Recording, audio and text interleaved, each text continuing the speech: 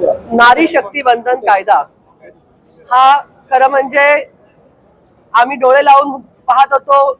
आमचं सतत मीडियावरती लक्ष होतं की हा कायदा पास होणार आणि एक विश्वास होता।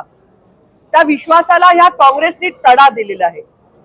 सरपंच ते संसद असा प्रवास माननीय पंतप्रधान नरेंद्रभाई मोदींच्या माध्यमातून आम्ही महिला भगिनी करणार होतो।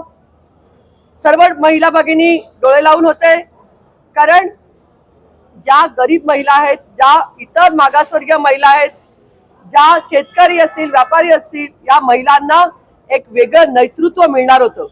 परंतु मी ह्या काँग्रेसच्या लोकांचा धिक्कार करते।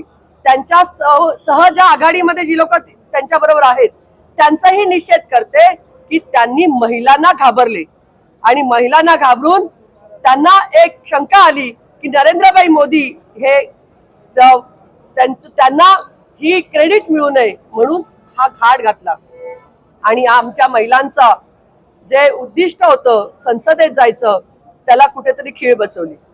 परंतु मला विश्वास आहे माननीय नरेंद्रभाई मोदीजींच्या माध्यमातून निश्चितच कधी ना कधी आम्हाला हे आरक्षण मिळेल आणि आमच्या महिला भगिनी त्या संसदेत पोहोचतील।